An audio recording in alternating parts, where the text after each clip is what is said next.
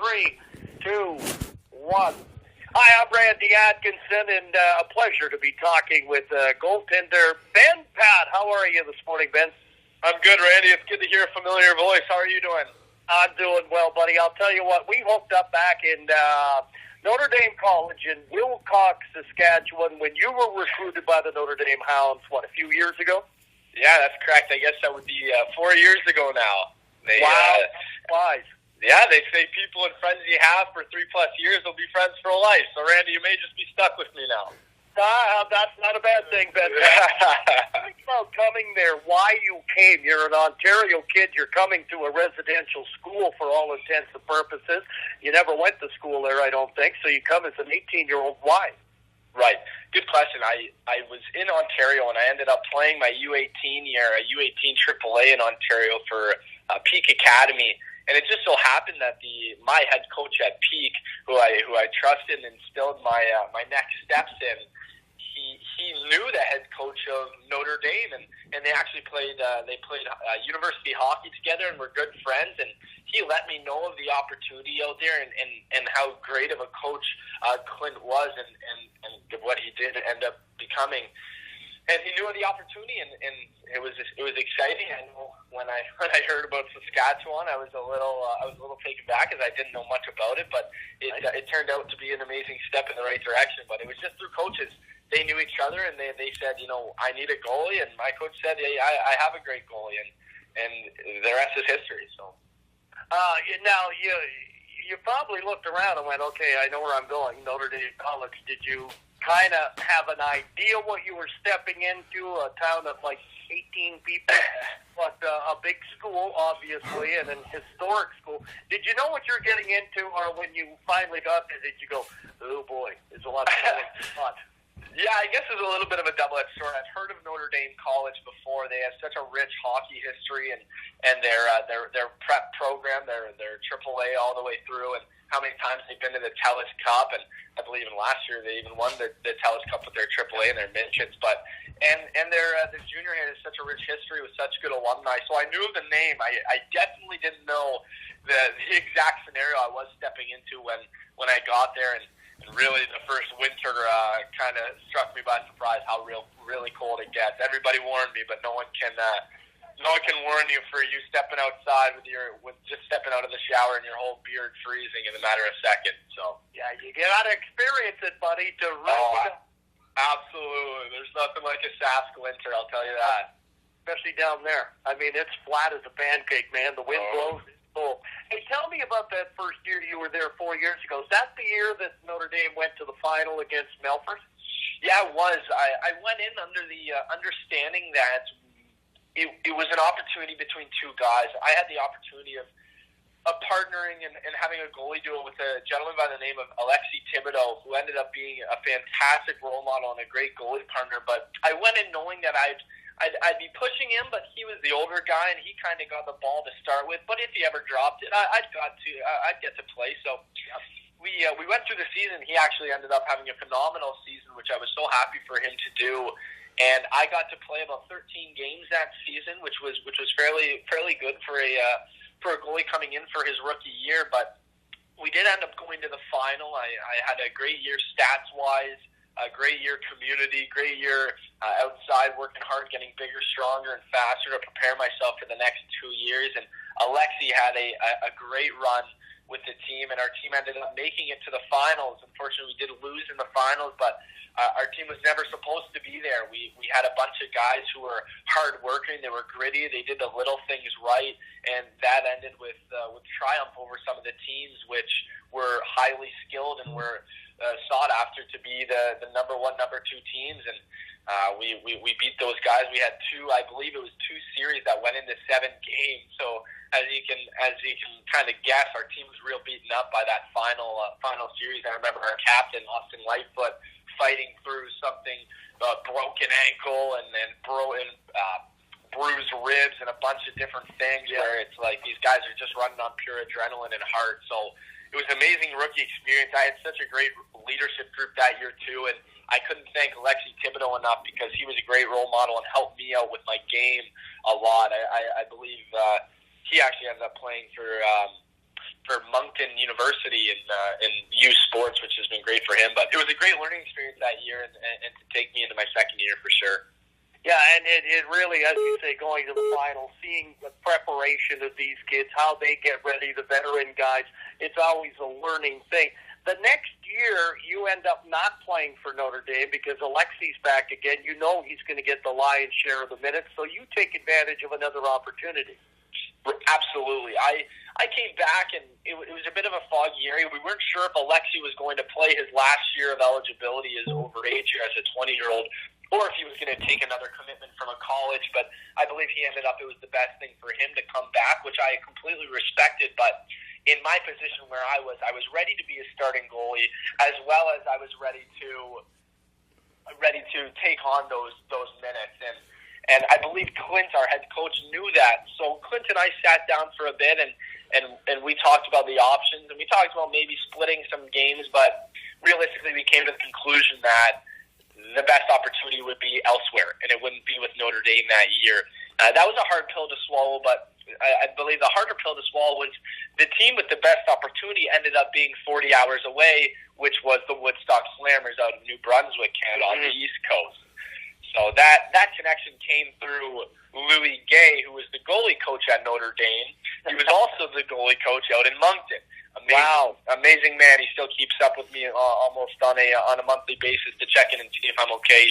He's the grandpa I never had. An amazing man. But and he talked to me about this opportunity out in New Brunswick, and so that's where I ended up my second year. I after the first 3 weeks of training camp and Saskatchewan Notre Dame, I called my dad and mom and sister and had a little chat, and we decided that it's a great opportunity. And so I packed my things from Notre Dame and got in the car, and 5-6 days later I was on the opposite end of Canada almost. So boy, that's where I spent my second. You sure were. What happened that year? You had a good year, didn't you? No, absolutely. It was the first time in junior, at least, I was given the ball, and I ran with it absolutely. I finished that season with the best save percentage and the best goals against average in the league, and I ended up. We went very far in the playoffs and into the final of Fred Page to go to the RBC Cup. Ended up losing, but we had an amazing team.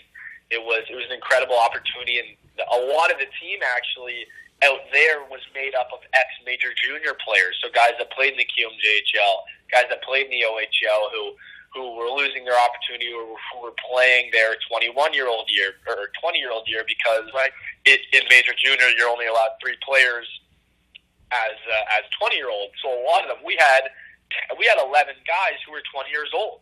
Wow, which is unheard of because a lot of leagues don't accept that many players, but out there they did. So we didn't have a leadership group, we had a leadership team. So again, for myself to be playing in front of these highly skilled, highly experienced guys, and them putting their trust within me was an unbelievable year, and I think that was one of the biggest years for my development, to learn and face guys with such heavy shots to really get to that next level. Well, goalies such as yourself, many others, want to be the guy. That's what you aspire to. I want to be the number one. This gave you the chance for the first time at junior to be the number one. That's what you want. That's why you're playing. Absolutely. As a goalie, not being the guy is one of the hardest things, I think. Moreover than anything else, it's a mental battle. And, a lot of coaches, and the higher you get in levels, I remember complaining about it when I was a younger kid, but the higher you get in levels, they aren't telling you a week before. They are telling you a day before who's playing. They're telling you in the dressing room an hour before so that you're all prepared mentally and physically to be playing that game. And I always remember, preparing differently if you thought you were playing or not, but when you get to a higher level, you're all preparing. So it's hard when you're not the guy, as you keep trying to, say to yourself, be ready just in case something happens. Be ready. It could be a bad game for our starter. Be ready, be ready, be ready. And it's such it's tiring. It really is. It's mentally and physically tiring when you're working so hard all week and all month and all year, and you never get that nod, but you just have to make sure that it's part of the process, and you have to trust the process. And so how did that help you, Ben? I mean, how has that helped you down the line? You're getting some things, and not negative, but the fact that, oh, I'm not the guy tonight, oh, gee, I'm the backup in that. So you remain mentally tough. You have to learn that. You have to become that way in preparation and accept the fact what it is, fine, but I got to be ready all the time. Preparation is key. Absolutely. You couldn't have said it better yourself. Preparation is key, and I'm going to go back. Some of the best people I've met in hockey and some of the best people I've met in my life have been through hockey, and I'm going to go back to that name, Louie Gay, my goalie coach, who told me very early on, because he was my goalie coach in my first year at Notre Dame when I wasn't playing, and I was behind Alexi. And although when I did go in, I put up great stats. I believe I had almost a 930 that year, a 924 save percentage, and a great goals against average as a rookie, but I still wasn't getting the nod. So he told me one time, and it stuck with me throughout my whole entire career, and it will continue to stick with me, you control what you can control. So, and that's life too. I mean, I'm in that, and I can pout and I can be all upset, but at the end of the day, I'm not controlling whether I'm playing that game or not. All I can control is how prepared I am before that game, how ready I am, how hard I've worked in the gym, what I've done off the ice to make sure that I'm giving that opportunity. I'm not slacking off. I'm not doing anything that the coach would be mad at, but only happy at and grateful for, to be, if it ever is coming down to it, that it's hard on the coaches to make the decision because, Ben and whoever else, they've both been working so hard, this and that. The best you can prepare gives you the best opportunity to succeed when you do get that chance. So although it's... Go ahead, Ben. Although it's tough when you aren't getting that nod, you know that within the preparation, how hard you're going to prepare that when that time comes, because it will end up coming. It may be a year, it may take so long, but it will end up coming. You have to be prepared for that time, and that's when you earn those minutes and those starts.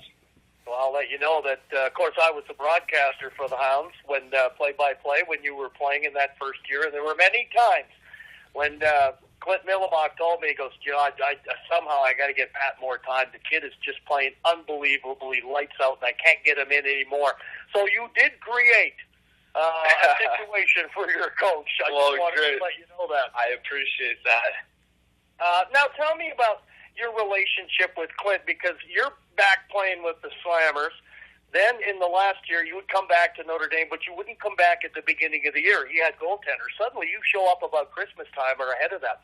Obviously, you and Clint Millimock had stayed in touch, the coach of Notre Dame, and obviously you had a good relationship.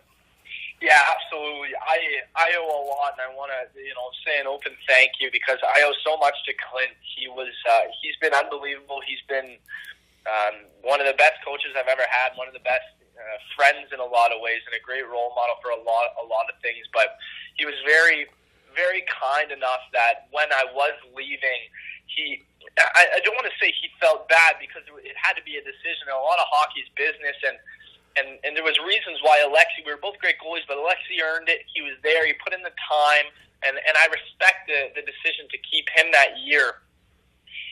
But what Clint said is, wherever you go, let's keep in touch, and let's stay in touch. And although sometimes through your life, Randy, a lot of people say that Clint actually did it. And when I was gone, he'd call me on a monthly just asking about different things, saying he'd still help me with recruitment to other teams he knew if I ended up playing well that season, which I did. And we'd message all the time. If I had any questions that it's not that I wasn't comfortable enough with my Woodstock coaches, but just because I knew Clint. And I'd talk to him, and I'd ask him what I should be doing, how I should be preparing, different things. And we had a great relationship in that way. Yeah, he did. There's no question, as he's had with others. He's going pro, by the way, coaching, too. Is he? Yeah, I can't remember where he's going, but he got a pro job. And I thought, man, good for him. That's amazing. He deserved it. I actually just messaged him, I believe, a day ago, so I'm waiting on a response. I saw a little bit of a notification that Notre Dame has gotten a new coach, and I figured he had to have been going pro. But he kept in touch with me, and at the end of my Woodstock time, I ended up getting surgery at the end of my second year on my shoulder, and that put me out for about 10 months. Summer into my last year, and it just so happened that when I came back in Woodstock and I was ready to play, my coaches in Woodstock kind of said something along the lines of, it's We have a very young team. I don't think we're going to go very far. I don't think many scouts are going to be very interested in coming to watch us this year. If you want to go somewhere else, we can help you move somewhere else. That'll give you a better opportunity and exposure. So I thank the Woodstock Slammers for being so open and helping me with my development in that way. Although they didn't have too many Division I contacts and different things, it was very nice of them and professional of them to help me and give me the opportunity to say yes and no to where I was going. So I had the choice. And within the next few weeks, I over Christmas time, it was probably a few weeks before Christmas, but I was given opportunity, and through some of the Ontario teams, I knew they needed goalies and they were ready to make trades. And then a few teams, including the Melfort Mustangs, who we lost to in the final of my first year junior, had put in an offer to bring me on. But at the end of it all, I had Clint on the phone with me talking to me about teams which he thinks would be good for me to go to. Not even his team at the time. Wow. And then a few days later, but it was always funny because he always had, I think there was always a thought in the back of his mind that there maybe, just maybe, I may come back, because he always said, wait out just another few days because I think I may have something going. Well, give it a sec. Wait it out as I'm trying to make this decision, and everyone's freaking out. Where are you going? Where are you going? And I waited those few days because of how much I trusted him. And he said, Ben, I just had my goalie leave, which I thought was going to be happening. If you want to, I'll do whatever deal they want right now, and I'll bring you on. And I with the options in front of me, I was trying to decide. There was teams like Spruce Grove in the AJHL who has an unbelievable alumni list, an unbelievable commitment list. They're an unbelievable team. There was another team in the BCHL which was incredible too. But it came down to the relationship I had with Clint, and I knew that if I were to go there, he would fight for me. And now being a Division I athlete, which is a team I only dreamed of playing for a few years ago, I knew it was the right decision to go back. Hey, you just talked about, you had great options, obviously, to go some really, really good teams. But again, it comes down to relationships. And I know that a lot of young players in hockey, teenagers, be it in midget, maybe in junior, and the coach maybe isn't quite as upfront with them as they hope. And suddenly they're not getting maybe the full information. It's a matter of trust. You've used that word a few times already to describe Clint Millimach. You put your trust in him because of the relationship. That doesn't happen all the time. No, absolutely. And there's a lot I've learned through hockey, and it is a tough world, and it has its politics, it has its ups and downs, it has its reasoning that you'll never understand. But when you find such a genuine, trustworthy guy as Clint was with me, but you know what, Randy, he's like that with players that he respects, and he's like that with players that give back and help him, and players that'll go out in the community, and players that'll do anything for their teammates, and players that'll do that. And not that I was just with that, but the players that the other players he's like that with are the real guys that are all around. The guys that walk in the locker room with their head held high, that are better than everyone else on the ice. He's not going to go to battle for it. It is a give and take in a lot of ways, but he helped me more than I can express. So I always want to thank him and let him know what he did for me and help my development. Yeah, no question. Trust is a two-way street. There's no question about it. He then helped you move to the next step too, didn't he? Which of course was your last year at a Division I NCAA school, and he was part and parcel part of that. Yeah, absolutely. At the end of once I got there past Christmas, I was given the opportunity to play most of the games that he had told me, and I ended up. It was funny, and we'll talk about trust again. I'll tell you about trust because when I got back there, I think in the first 5 games I played, I was pulled 3 times. And that's not a stat I'm proud of, but in my defense, after my surgery, I hadn't been on the ice for a good 8 months, hadn't played a game for 10 months. I remember, buddy. Yeah, exactly. Yeah. And I came back, and I think over the phone conversation, right before we signed that deal for me to come back, I said, Clint, just so you know, I'm not going to come back and step on the ice an instant superstar. He goes, I know. But he goes, I know you, and I know what'll happen. I said, thanks. And I think it was that confidence within him, within me, which allowed me after those 5 games, I played the best hockey I had in a long time. And I want to say in my whole career, and within those 2 months, I was able to turn a team that was battling to the playoffs to take them to play in a Survivor Series against Melfort Mustangs, who were defending champions, and beat them out.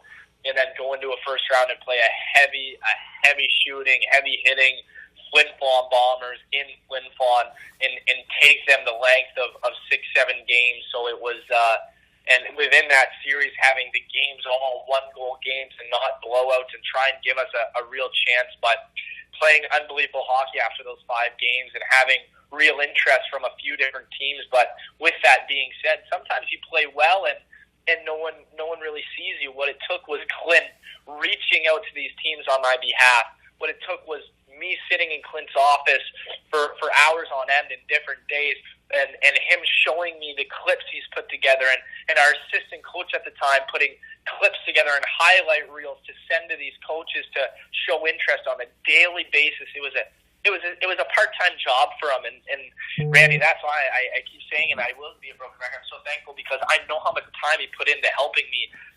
And that's what I tell some of the other guys who are asking me, how and what should I do.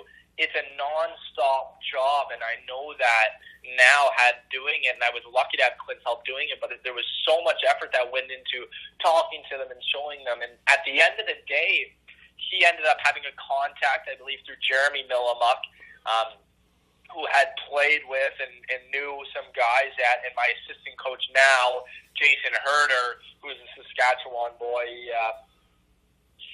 They knew each other, they played with each other, and they Jason Herder's a former Hound, isn't he? Yeah, I believe he was. Yeah, he was too. Yeah, he is a Hound alumni. So we kicked the can a lot about that. Actually, it's funny, and he keeps in touch with Clint a lot and Jeremy Millimuck, the brothers there a lot. So that's how the relationship started, and then they watched probably every single game I played. My 20-year-old year, as you can imagine, they did their research, but at the end of it all, it came down to, what type of person is he, and what type of kid is he, and Clint told me at the end of all this, they can see 10, 20, because how many 100,000 kids are playing hockey right now, and then the thousands that have the opportunity in Junior A to be going to that next level, Division I. But he said, and Clint told me, he said, they saw you play. They saw your skill. They saw what you are, and they loved it. They loved your compete level. They loved how hard you battle. But he said, moreover, the more they asked me about was your character, what type of kid you were. And they wanted to talk to Billets, and they wanted to talk to all the coaches and the goalie coaches and see what type of kid you are, because they don't want to bring on a kid that isn't going to be a character guy into their program. And I know it's from now being there for a year, they care so much about representing our program and putting a good face to the Bulldog name, because all of our guys are genuine all-around guys, and that really is a part of the Bulldog program. So that connection there, that really helped me get to the next level at the end of the day. It's interesting you talk about that, because that's what it's become, and you've hit it right on, that there's a lot of great players out there. But there may be not a lot of great players who have heart, desire, commitment, all the things you need to have. I just want to liken it to Caden Korzak, who is, playing now with the Kelowna Rockets, played last year as a 16-year-old. He's a Yorkton guy, 6'3", just, still midget age. And I saw him, and he goes, and I said, don't you have to get off skates for a while? It's time to take a break, buddy. He goes, I did. He says, I was off for 2 weeks. He's 16 years old, and he told me, he goes, Randy, this is a full-time job. I've had my 2-week holidays. Yeah. Great idea and mindset at a young age. Yeah. But every hockey player needs to learn that. Right. Oh, absolutely. I mean, first off, I hope you can ask him if he doesn't mind me borrowing some of his height, because, I mean, he can be 6'1" and be fine. Give me 2 inches. I'll be 5'11" on a great day. We'll all be happy. It'll be fine. No, but that's a great attitude. Yeah, great attitude to have. No, I wish him the best. I mean, when you have that attitude going into it, that it is, and that was part of one of my first few talks, and when I let the younger guys know that it then becomes a little more than coming to the rink and fooling around. And if you want to take things seriously and you want to get to that next level, it's I don't necessarily say job for a lack of better words, because a job sometimes isn't something you love to do, but it becomes you use that passion to drive you to do your best on a daily basis. And understand that when I was growing up, I knew there was always someone working harder than me. As cliche as it sounds, there's always someone that's going to be working harder than you, doing one more rep than you, doing something more than you. So you have to be that guy, at least on your team, at least in your league, at least in your province or your state, wherever you are. That's the hardest working guy around, and the one that needs to get to that next level. And that's really what's going to drive you to make that jump. It is. There's the old TV documentary special, Magic Johnson and Larry Bird. And Magic Johnson would shoot free throws in the off season, and he'd stop, and then he'd go, "Wait a minute, Larry Bird's probably already done 100 more than I have." So he'd keep doing it. They challenged each other in the off season because they were such competitors. Right, and that's one of the great things actually that I was lucky to have all through my junior hockey was a great healthy competition within my goalie partners. And sometimes there's something to be said about getting too comfortable, and you never want to get too comfortable. And I learned that having to go cross country a few times, that you do never get too comfortable where you are. Although how much it may seem it's the perfect scenario and you're staying, you don't get too comfortable. But within the crease too, I know a lot of goalies, and I know a lot of starting goalies that know they're the starter and don't end up pushing themselves anymore. But having a guy that can play, having an Alexi Thibodeau, having these guys that'll push you, and that when even if you do have a great game, they're going to be right on your heels and coming for you when you're playing, gives you that extra effort too to kind of take that next step. So that's why I was also grateful to be so blessed with some great goalie partners through the years. Off to college, and in your first year, can't get much better. Team wins the national championship. That had to be a thrilling season. Yeah, no, it was. This is where usually people tell me to stop talking, but this is one thing I struggle to describe, because the words can't describe the feeling of what we had at that initial moment. And we were a 500 team. I mean, we had 11 freshmen this year. We were one of the youngest teams in the nation, and 60 Division I teams. We were one of the youngest, and these guys, and our decor, our oldest defenseman was 21 years old. And we just had a bunch of 18, 19-year-olds who ended up coming in. Yeah, they were draft picks and into the NHL, but they were young guys, real great guys. But everyone was hardworking. That's why I preach about this, respect the program and respect the Bulldog, because these guys came in and were all-around guys. But no, we ended up being a 500 team, and we went into our regional tournament. The way it works is the top 15 teams make the NCAA tournament at the end of the day. So unless you win your regional tournament, you have to be in the top 15 to make it. So it's the top 15 and then the 5 teams that win their regional. We ended up losing our regional, so we had to be in the top 15. We were actually at the time right on 15th. Wow. So it came down to a bus ride coming home from our regional tournament, where all of the guys had their phones out watching 6 separate games that had to finish in the exact order, had to be win, loss, like the right teams had to win 6 games that night for us to get the bid to make it forward. Really, if any one of those 6 scenarios falls apart, you're out. Correct. Wow. So we had they put it out, it was a .001 chance we would make it into the tournament. And so we were on the bus. That's funny. Yeah, that's the God. Not the best Vegas odds. I definitely wouldn't be betting, but it was a crazy bus ride. We all had our phones out, gripping them as tight as possible, and I remember it so clearly. And we ended up getting home, running into the locker room, and turning one final game on TV. And I remember all of the games fell in place, believe it or not, except for one. It was one game between Notre Dame Fighting Irish and the Ohio State Buckeyes. And we needed Ohio State to win.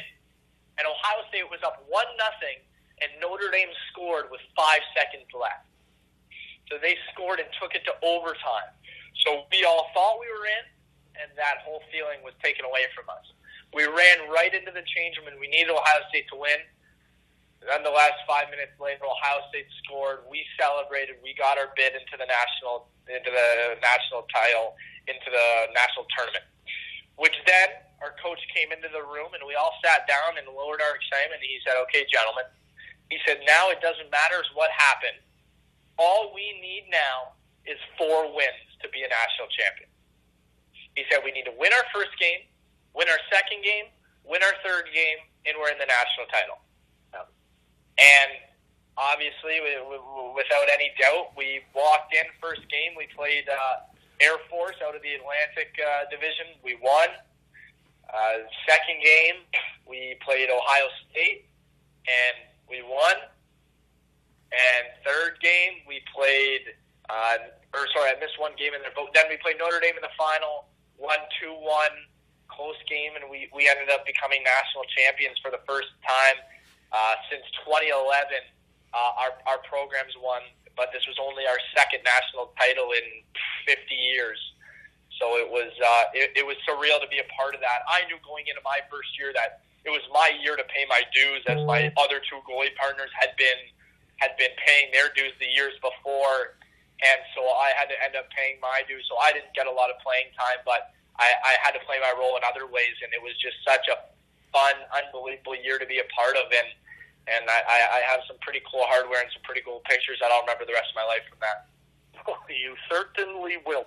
Semifinal game. Do you remember who that was against? Yeah, I'm trying to remember here. I believe our semifinal was against Ohio State, so it may have been. I know it was Air Force. I'm just going to remember here. I believe it was Air Force, Ohio State, and then Notre Dame. I must be missing one. Okay, but I want to talk a bit about your semifinal in the sense that obviously you won because you got to the final, but after the semifinal win, you guys are pretty happy, pretty excited. You're going to the national championship game. I think that might have been April 6th because was that it was April 6th. Crash. Yeah. The Humboldt Bronco crashed that night. So you're celebrating, and then all of a sudden, take me through when you found out about that. Right. So we. Yeah, it was a tough day. We played Air Force, then we played Minnesota State, then we played Ohio State, then we played Notre Dame. But the day of April 6th was a long one. And it hits close to home, and it's still hard to talk about. I saw the guys on Humboldt the other day. I was very close with one of them. Caleb Dahlgren and I played together 2 years. My first year, he came up and played. He was playing AAA, I believe, out of Battleford, and he came up for a few games, and we got to know each other a little bit and got along. But it wasn't until my last year when he was there, when we were both a part of the leadership group, and we got to know each other very well, and we talked a lot about college hockey, and we talked a lot about that opportunity, and we'd email coaches together, and we'd talk about how much we wanted to play college hockey and how bad we wanted to do it. And it was even the day before, or the day it happened, actually, he sent me a message saying, "Congrats, Ben. All the best going into the national championship tomorrow. I'm going to try and or Saturday, I'm going to try and watch." Right. I said, "Thanks, Dolly. I hope all is well, buddy. Good luck in playoffs." And it was another message. And hours later, after we won this game and we were getting home to see who we were going to face in the final, I got a message. And I got a message from Clint describing and telling me what happened and asked if I heard. And I had no idea what had happened. And then in the matter of 2 hours, the world stopped. Yeah. And I'm not exaggerating when I said the world stopped, because as you and I and everybody knows, especially in Canada, and how the reaction was in the U.S. where I was, and I know it was across the globe, that this tragedy hit home for so many players. And immediately I got a message from Clint, and I wanted to see how everyone was doing and what happened, and it was just it was hard. It was a nightmare in a lot of ways. And we heard, I know some of my guys who are Saskatchewan boys, and I have one guy on my team who was also a Notre Dame alumni. Jared Hilderman had played AA and AAA at Notre Dame, and one of the other guys, Blake Young, who was a North Battleford's guy, we all knew Dahlgren and knew a few other guys on the team, and my other goalie knew one of the other goalies. And it was just, I was there. I did that drive. Hundreds of times, and all these guys, we all played junior hockey, and we all saw it. So it was tough because you're trying to prepare the best you can for such an important game, but at the same time, the lives that were lost and the people that were injured and the tragedy that happened was so, the magnitude of that was undescribable. So it took a lot for us to try and settle for the night and prepare ourselves mentally, but I think the way we pushed ourselves was the guys, especially that knew the guys, said, we're going to do this for them. Yeah. And I think that was a mindset going into it the next day and the day later where we played that final game, and it was all in the back of our minds. We all had the Humboldt sticker on. We all had a moment of silence, and we got to think about that. And it would be wrong for me to say that we pushed that out of our minds for the game, because we couldn't even do that. I think there was a chip on all of our shoulders, as there was so much connection and ties to it that we played such a strong game that game. And I even had the opportunity. I sent Dahlgren a message because he was the closest friend I knew on the team, and I had the opportunity of sending him a long message wishing him the best, as I was told he had been recovering in the hospital, although he may not see it, but I sent him a long one. But I also had a really cool opportunity of finishing the game and getting to have the team behind me and send a video to him saying, Dahlgren, this one's for you, and having all the boys cheering with the national championship trophy in the background. And since then, he's called me and thanked me for that, because in a time of such sadness and such despair, it was something we talked about. And him and I understand, buddy. It's not easy to talk about. I get it. But I know that these are the things that touch others, and I know Dolly would have been thrilled to see you send him something, because you guys have talked about this, getting to the level, and you had. Yeah. And now he will go to York University. It's a great thing. Absolutely. Excuse me, but and he has, and it's funny the way kind of the chips fall sometimes. York University is 15 minutes away from me. So I was able to send him a message and say, Dahlgren, man, congratulations on the commitment. I'm proud of you and from your recovery and everything. But if you ever need anything, the minute you get here, I'm going to take you for a beer. We're going to go hang out, and I'm going to show you the city. And if you ever need anything, my girlfriend right now actually just transferred to York, so she's there. She said she loved to show him around campus, a few different things. So he has not only friends, but he's family here, and he has a brother here. So I want him to be comfortable with that too. But it was hard, but we were able to turn that tragedy into something great and allow us to turn that into a chip on our shoulder to win that national championship. Well, that's a great thing, because, you know, as you talk about some of the closeness you have, certainly with Caleb Dahlgren, great parents, that whole family. But the thing of it is, it touched everybody. But those in the hockey world, even myself as a broadcaster, I've been on that bus. Anybody who's played hockey has been on that bus. Right. Anybody who's maybe gone for a volleyball tournament, basketball tournament, choir, whatever, we've all been on that bus. And I think that's what touched home more than anything, Benny, was the fact that, you know, we've all been there. It could have happened to anybody, just like it happened to them. It could happen to anybody. It's such a tragedy that it takes place. But, boy, the outpouring of support and help was incredible when the world really got together because of the Humboldt Broncos. It was unbelievable to see the sticks outside. You could drive around down a street, down a residential neighborhood, and there wasn't a house that was missing a stick, I swear to you. And I wasn't in Canada at the time, but even in the U.S., our team, our arena, our girls' team, all the teams in the NCAA, every house in our area in Duluth, sticks were out. College houses, sticks were out. It doesn't matter, ethnicity, country, whatever. It was a city, anything. It was sticks were out, and it was a showing of something of the world coming together and continents coming together for hockey, because that hockey community is so strong. And you see it to this day. I mean, to have those guys at the NHL awards and the respect and the love that they got from some of the biggest pros and the biggest professionals in the league was unbelievable to see. And for Dahlgren, I think he's done such a great job being being the only person from the leadership group to have made it out of the crash, it was a huge role for him to take on too, and for some of the younger guys on the team, for him to be a role model and for him to be a rock. He's done an unbelievable job in a time of such tragedy. For him to take on a step and take a role like that. He was an assistant captain on my team at Notre Dame in my last year, but nothing speaks wonders of the leadership he's provided and that role he's played in the last few months for that team. Yeah, assistant captain with Humboldt, too, in his final year of junior. Yeah. He's grown. He's a type 1 diabetic. He's been talking to kids all over. He's kind of the face of juvenile diabetes. He's done an outstanding job since he's been in Humboldt with meeting with kids and showing them that, hey, I didn't have any support. I didn't know any type 1 diabetics when I was growing up, and he wants to be that model. You, too, are looking at doing similar. That is, working with kids, sending a message to them of positivity. What have you been doing in that regard, Ben? Absolutely. Caleb was always like that.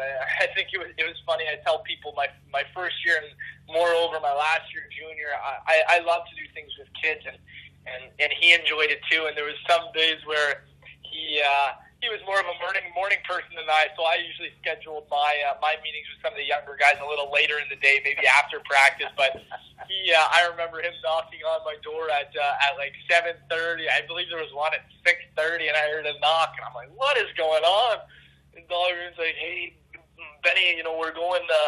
Remember, like this morning." I was like, "It's 6:30, man. When are you planning these meetings?" And he's dragging me out of bed to pull me. So he was funny in that way, but.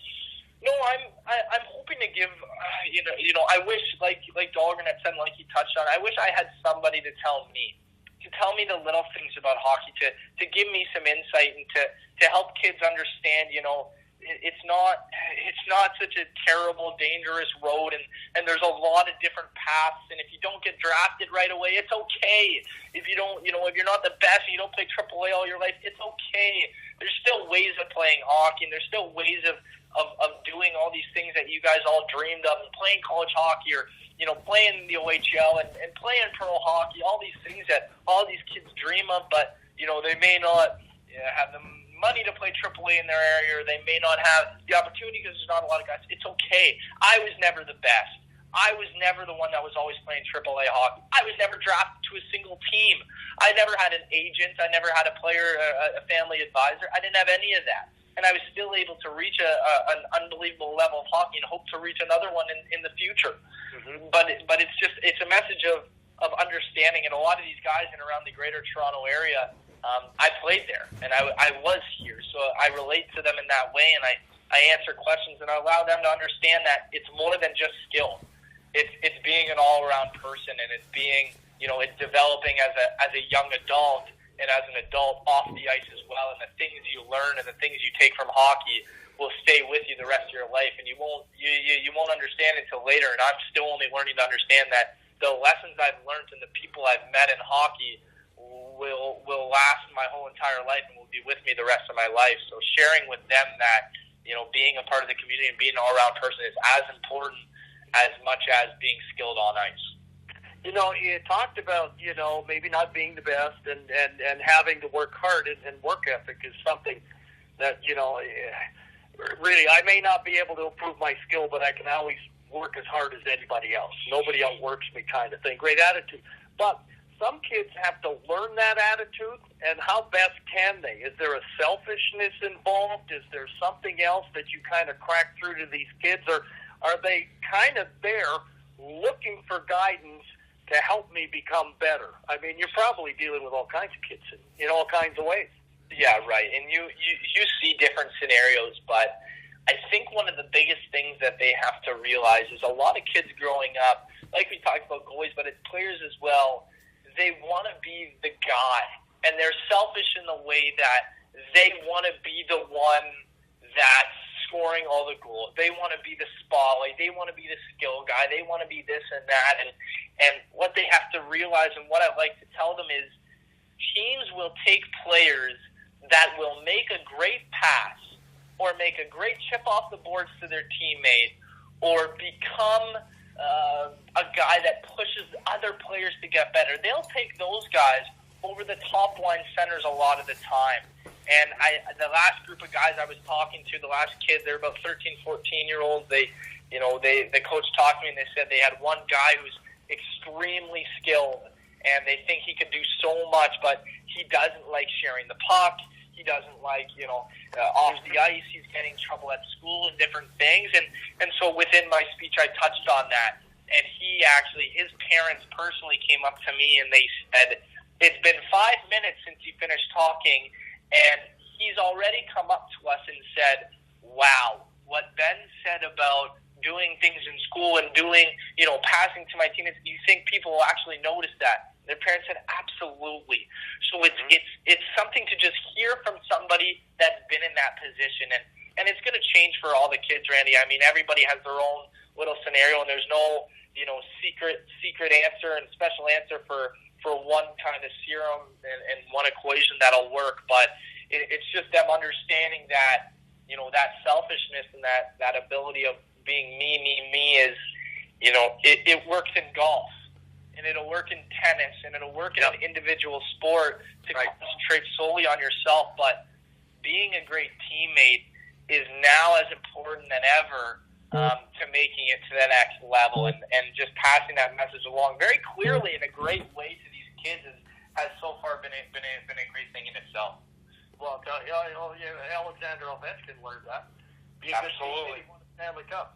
Absolutely. He was unbelievable his first few years, as you just said. He was so skilled and he won so many trophies, but did you see him as happy as he was with that Stanley Cup with his teammates? But Alex Ovechkin wouldn't have blocked 15 shots the way he did in the Stanley Cup final 5 years ago. He wouldn't have done it 10 years ago when he was the leading scorer in the league, but he's learned to be a great teammate, and the guys around him love him now, being so selfless.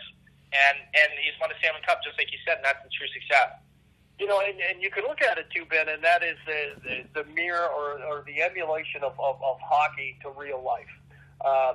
That maybe you're not going to make it in hockey, but you need to get help from others. You have to have commitment. You have to have all of the things that you learn in hockey can really be taken right into life.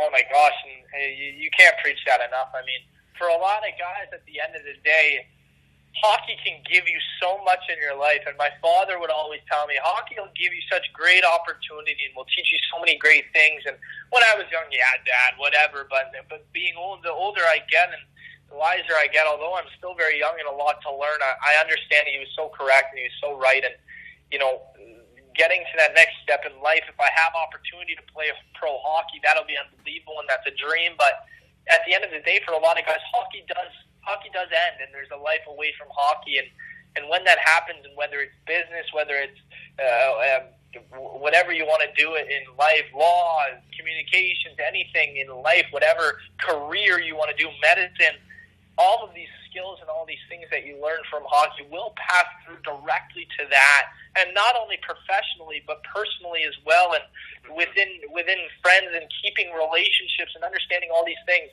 I've learned so much from hockey that I'm so grateful for. I'll never be able to thank the game enough for what it's taught me and the skills I've learned from that. Now you're giving back, and this is part of what you're doing through hockey to give back to kids. Where would you like to take this? So where else are you speaking with kids? I know we're kind of in the summer now with kids being out of school, but what are you looking to do or further this, Ben? Yeah, absolutely. I find this great in a lot of ways because, one, the whole reason it started was I remembered being there, like I had touched on, but I remember being there, and I remember hearing motivational speakers, but I think there's a sense of relatability that comes with me and the path I took, because I heard guys, I heard NHL guys talk, and I heard some OHL guys talk, and I wanted to hear someone who wasn't very good. I wanted to hear someone who didn't go through all these things that was, hockey could be over, the adversity, the different things where I was put to the ground, where I didn't win I won one game in 2 years when I played AA in Toronto. And I played one season where I didn't win a single game, where I wasn't the best, where these kids are like, we're not first, we're not going to go somewhere. And it's understanding that at adversity sometimes, in the road to success, whatever you consider success, is not a straight line. And it's not a slope. It's a bumpy, hectic road to get there.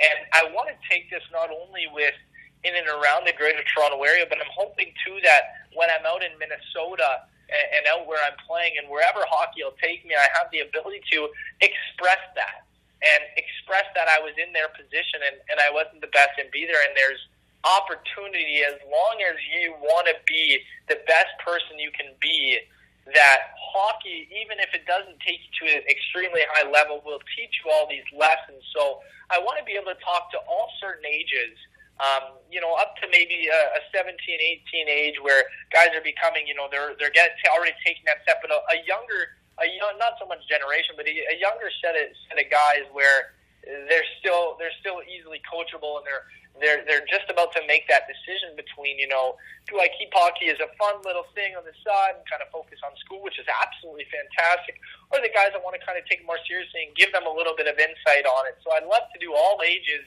under that kind of age limit and all teams that are making that jump, whether it's house league or whether it's AAA hockey or whether it's a junior C team or a junior A team, whatever it is. Just to have someone stand in front of them and talk and have a little bit of an interesting story to say, about all those characteristics of being a great character and not having to be the best at all times. It's a long journey and there's a lot of different journeys. So I'd love to take it wherever I go just to be able to inform. And it's more so, it's not so much a business as something I love to do, Randy. I mean, whether it's going on the ice with kids and little goalies and little teams to help push pucks and show my face and have a big smile out there because I love seeing younger players develop, or whether it's talking to them, explaining my journey. I want to try and do as much as I can in the time I have. So to grow this as much as I can would be phenomenal. And if wherever I end up being and wherever teams would like me to be, I can be there and share my message.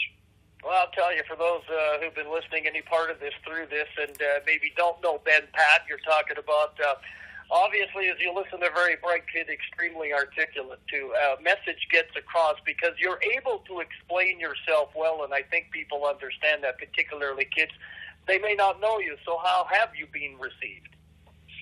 So far, very well. I think that within the ages and within the younger kids, they can look at anybody stand in front of them, but like I talk about, I think for the younger guys, it's not so much about, what championships have you won? How much money do you make? What have you done? But otherwise, well, you're where you are, but we're where we are. Like, have you ever done this? Have you ever been here? How do I do that, what you've done, but I'm not as good? I'm here. So far it's been, just an understanding and not so much talking to them, not talking down to them, not talking to them like they need to do some phenomenal thing, but talking to them as a friend, talking to them as another kid, as another young adult, as another person that has been in their shoes and has been able to say, guys like, hey, how's it going? Not so much a very formal speech, but just a talk. And I don't want to say a speech in any way because that's so formal. I want to be so personal with these kids and be able to say, if you have any questions at the end of it, if you have any questions now, feel free, put your hand up. Yeah, for sure. What do you want to talk about? What do you want me to do? What do you want to do? And with the coaches speak before about, what do you want me to touch on? What do you think the kids are going to like? Different things. Be able to be so personal with these kids, I think, has made it real easy. And I think they've enjoyed. And when I tell them about the ups and downs, and more so the downs, and so much I've been talking to GTHL teams a lot of the time and OMHA, and me telling them that I seriously won one game in the 2 years of AA I played here.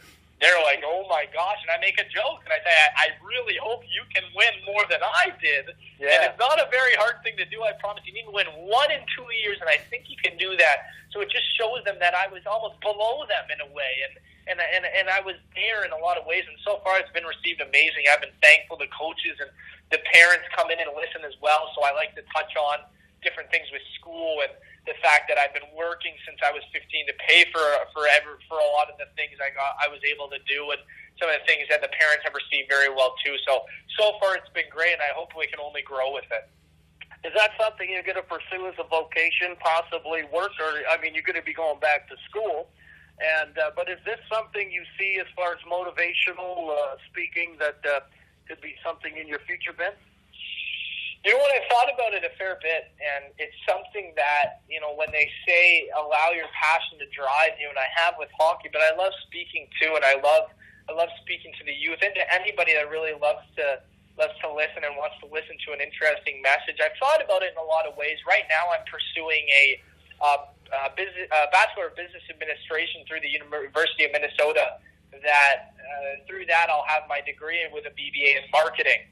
And within marketing, I think my ability to speak will come through as well. But there's a lot of me that says if there's an opportunity for me to motivational speak and create that into a career, it would be something I'd be very interested in, yeah. All right. That's terrific. We call him Ben Patt. For me, as a broadcaster in Notre Dame, it was off the old Bob Seger song, Catmandu, so it immediately became Patmandu. Benny's nickname that I dubbed him there. Hey, I'm not sure. Is there anything else you want to touch on here? Oh, you know what? I want to say one or two quick things. First thing, I just want to again thank Clint Milmuck for everything he's done. If anybody has the opportunity of playing under him or getting to know him, he was an unbelievable coach and mentor, and I want to thank him again. I also just want to send all my best wishes out to Humboldt and to the families of Humboldt. We all are still with you and trying to support you in every which way, especially Caleb Dahlgren. I look forward to seeing him too, but all the families that were affected by that crash, I want to wish them the best out there and everybody in Humboldt.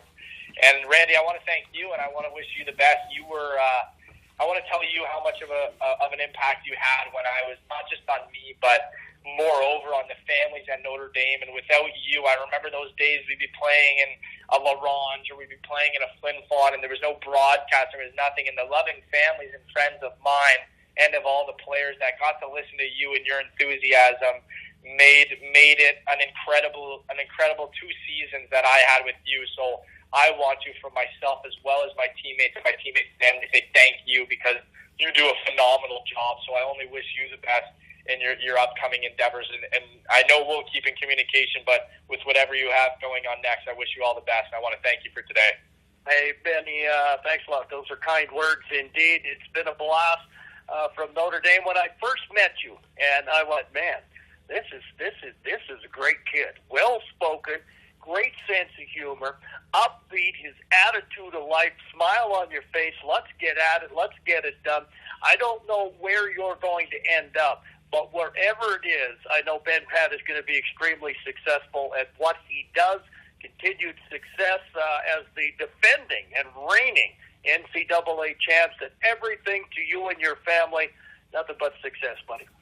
Thank you very much, Randy. I really, really appreciate that from you. All right. There it is, mister.